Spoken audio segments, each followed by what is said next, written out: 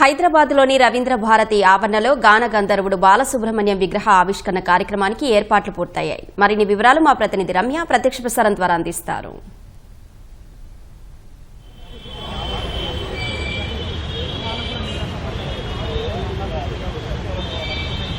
గాన గంధర్వుడు, పద్మ విభూషణుడు, ప్రపంచవ్యాప్తంగా తన సంగీతంతో ఎంతో మంది అభిమానులను ఏర్పరచుకున్నటువంటి ఎస్పి బాలసుబ్రహ్మణ్యం గారికి సంబంధించిన విగ్రహాన్ని ఈరోజు రవీంద్ర భారతి ఆవరణలో ఏర్పాటు చేయనున్నారు.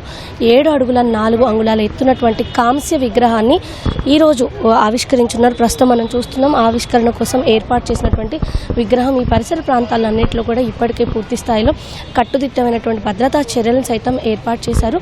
ఈరోజు సాయంత్రం సుమారు 3 గంటల సమయంలో ముఖ్యమంత్రి రేవంత్ రెడ్డి, అదేవిధంగా మాజీ ఉపరాష్ట్రపతి వెంకయ్యనాయుడు సహా పలువురు మంత్రుల ఆధ్వర్యంలో ఈ విగ్రహ ఆవిష్కరణ కార్యక్రమం జరిగే అవకాశం ఉంది.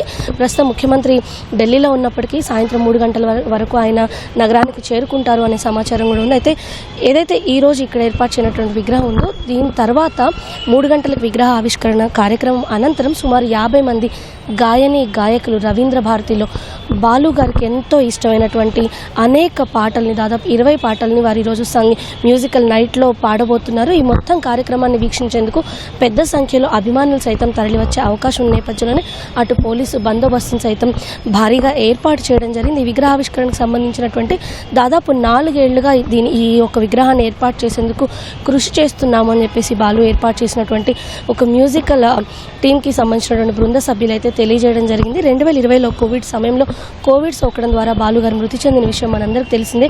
దాదాపు హిందీ, తెలుగు, తమిళం, మలయాళం ఇలా భాష అనే భేదం లేకుండా 40,000కు పైగా పాటలు పాడి ఎంతోమంది అభిమానులు సంపాదించుకున్నారు బాలు.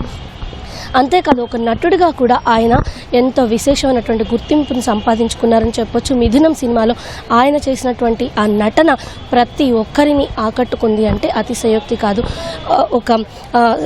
ప్రతి సినిమాలో కూడా ఆయన నటించినటువంటి ప్రతి సినిమాలో కూడా తనకంటూ ఒక ప్రత్యేకమైన గుర్తింపును సాధించేలాగా హావభావాలని ఎంతో అద్భుతంగా పలికించి ఆయన ఇతర నటులకి గాత్రం అందించినప్పుడు కూడా వారి హావభావాలకు తగ్గట్టుగా అదే స్థాయిలో ఆ గాత్రాన్ని సైతం అందించేవాళ్ళు. కేవలం పాటలు మాత్రమే కాదు, నటులకి డబ్బింగ్ ద్వారా కూడా ఆయన ఎంతో మందికి చేరువారని చెప్పొచ్చు. ఒకవైపు నటన, మరోవైపు సంగీత దర్శకుడిగా, గాయకుడిగా ఎంతో మంది అభిమానులు సంపాదించుకున్నటువంటి బాలుగారి కాంస్య విగ్రహాన్ని ఈరోజు రవీంద్ర భారతిలో ఏర్పాటు చేయడం అనేది నిజంగా విశేషమైనటువంటి అంశంగా కూడా చెప్పొచ్చు.